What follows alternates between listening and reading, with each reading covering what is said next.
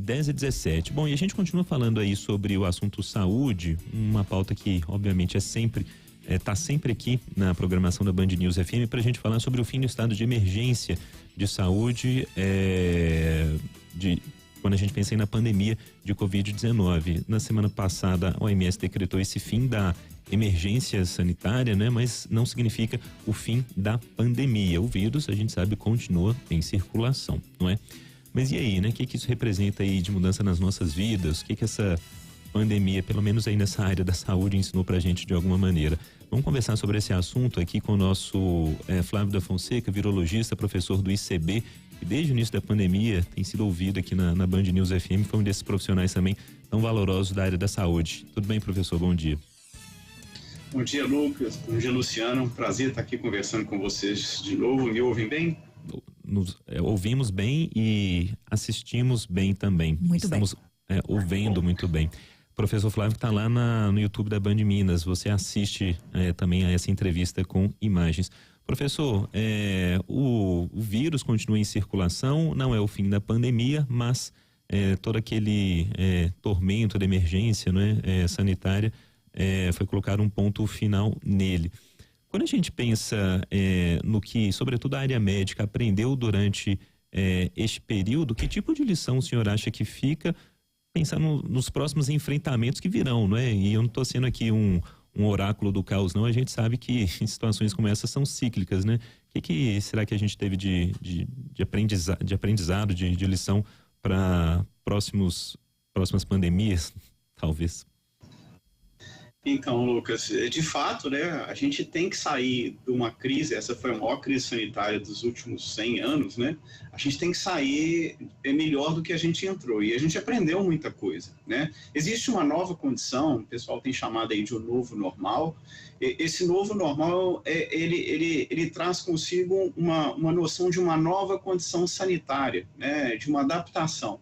A pandemia, ela foi um pico, mas apesar de ter sido súbita, ela já vinha sendo precedida por indicações de que os padrões sanitários, os padrões de surgimento de doença no mundo estavam se alterando, né? Então ela foi quase que, vamos dizer assim, um ápice de uma onda que já vinha no horizonte, né?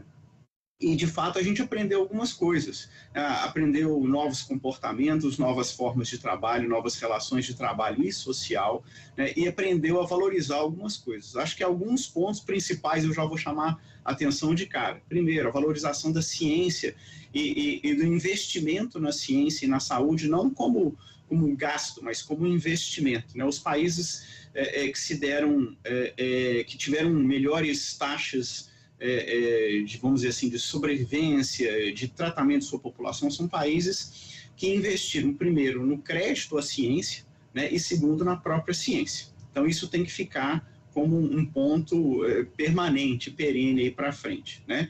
A outra condição depende muito da gente, né? É uma condição de entendimento de novos parâmetros sanitários. Por exemplo, o que fica?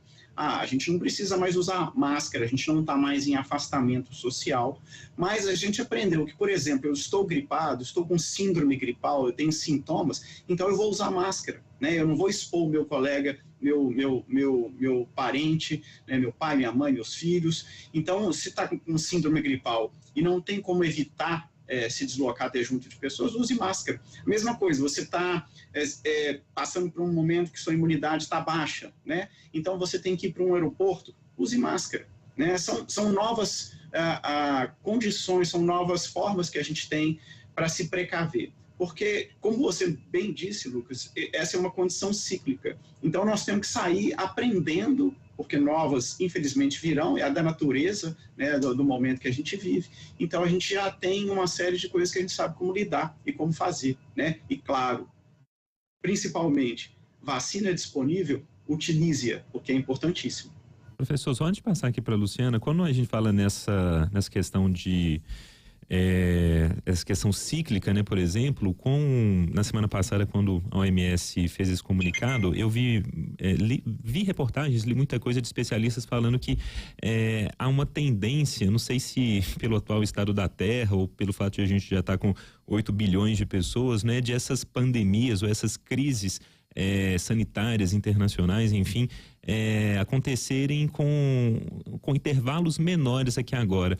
Isso faz sentido? Eu sei que não é um tipo de previsão que é feita, mas parece que tem algum modelo, alguma coisa, né, que eu vi vários especialistas falando sobre isso. Faz sentido realmente pensar dessa maneira? E se sim, por quê? Sim, Lucas, faz sentido. Isso é um efeito, vamos dizer assim, colateral da condição que a gente tem atualmente em termos de população, de expansão da população, do fim das fronteiras globais, da globalização, né? Então, hoje, por exemplo, nenhum lugar do mundo está mais distante do que outro por 24 horas, por mais de 24 horas de avião, né? Antigamente, uma pessoa doente embarcava num navio, se fosse uma doença importante, né, saindo da Europa e indo para a América, por exemplo, ela morria no meio do caminho se fosse uma doença grave, né? Hoje não, a pessoa entra assintomática num avião e ela vai desembarcar sintomática no outro país e vai começar a ter sintomas só nesse outro país. Então, as doenças são mais comunicáveis entre né, os diferentes países do mundo. Há um alastramento muito intenso por causa dessa diminuição das distâncias globais. Outra coisa importante, né, aumenta a população mundial e aumenta a necessidade de alimento, né, aumenta o nível de desmatamento ou de invasão de novas terras por parte das populações humanas em virtude de tentativas de conseguir mais terras para cultivo, para a produção de alimento. E com isso, né, hoje a gente sabe que um percentual muito grande, cerca de 80% a 90% de todas as doenças emergentes são zoonóticas, são de origem animal. Então, com a população humana aumentando, com a necessidade da população de invadir terras silvestres para desmatamento e geração de alimento, né, isso facilita o contato do ser humano com novos patógenos, novos vírus, novas bactérias, novos fungos, que normalmente estariam confinados no ambiente silvestre. Então, esses são dois exemplos, né, de por que a gente tem vivido essa situação com a diminuição do tempo entre essas pandemias. Exatamente. Virologista, professor do Instituto de Ciências Biológicas, né, da UFMG, professor Flávio da Fonseca Luciana, falando com você agora. Professor, os próprios especialistas afirmam, né, mais que uma crise sanitária, claro, tivemos aí turbulências econômicas, né? Tivemos aí interrupção de viagens, comércio, negócios fechando. O que nós fizemos, professor, se ainda é possível falar isso, né? Onde foi que nós erramos? Nós erramos? Ou estávamos diante realmente de uma situação nova, né? Em relação à qual a gente não sabia como agir? Para além do aprendizado, o que a gente pode não mais repetir, que a gente repetiu de erro? Professor, é possível a gente fazer essa avaliação? Sim, Luciano, bom falar com você novamente. Então, eu vi até uma entrevista de um ícone da saúde pública mundial, que o Dr. Anthony Fauci recentemente deu, e ele fez uma análise muito, muito humilde, eu achei, né, do que a maior economia global acertou ou errou, né, durante a pandemia. Né? De fato, a gente tem muitas coisas, ele cita isso na entrevista, e eu vou também citar aqui, que a gente poderia ter feito melhor, né? A gente poderia, por exemplo, a forma de comunicação poderia ter sido muito melhor. Hoje a gente vive uma crise das notícias falsas, das fake news, de um movimento anti-vacina que não é correto, né, de um espalhamento de inverdades sobre as vacinas, de dúvidas sobre a ciência, né, e a gente tem que ser melhor na forma como a gente comunica ou na forma como a gente transmite as informações que a gente recebe. É muito importante não só o profissional da ciência, o profissional, né, da comunicação, né, o caso de vocês, mas cada um de nós, eu recebi uma informação no meu WhatsApp, eu tenho que verificar se aquela informação é real, se ela faz sentido, né, se ela é carregada de alguma conotação política que não seja técnica. A gente tem que, né, checar isso antes de transmitir. Nós somos agentes de transmissão de informação. Cada um com um celular é um agente de transmissão de informação, né? E isso atrapalhou muito as ações durante a pandemia, porque colocou em dúvida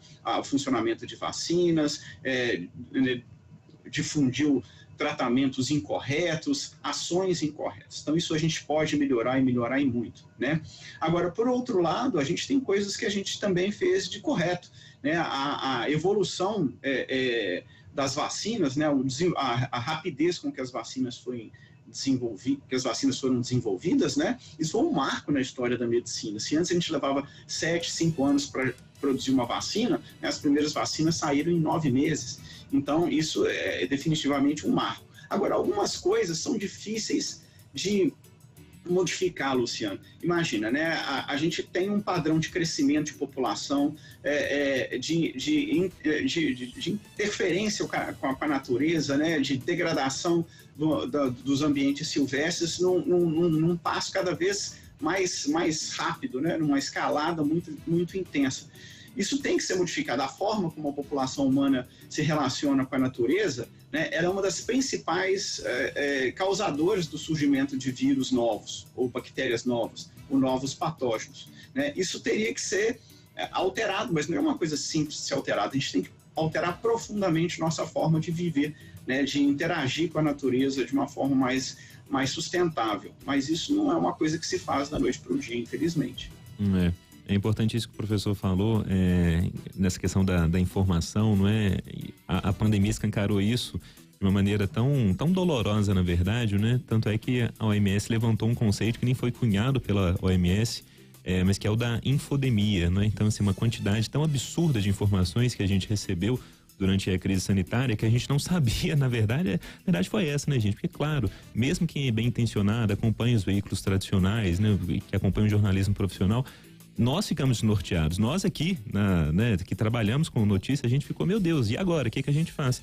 Então, imagina a população de uma maneira geral também. Então, assim, foi um tempo terrível mesmo, de fato, né? Tanto é que esse conceito aí da desinformação está sendo trabalhado com tanta urgência, assim, não só por governos, organizações da sociedade civil, como a própria UFMG, que tem trabalhado muito nesse conceito, na verdade, de desinformação pelos motivos óbvios, né? A pandemia escancarou, na verdade, a tragédia que é tanta informação, uma avalanche de informações misturadas aí com muitas verdadeiras, mas muitas com pseudo-verdades, não é? Pitadas de verdade, e tudo ficou nesse suco de surto, né? Que a gente viveu aí durante esse momento da crise sanitária. Mas bom que a gente tem profissionais como o professor Flávio da Fonseca que trazem um pouco de luz aí para essa discussão, não é? Sempre aí pensando na ciência como norteadora.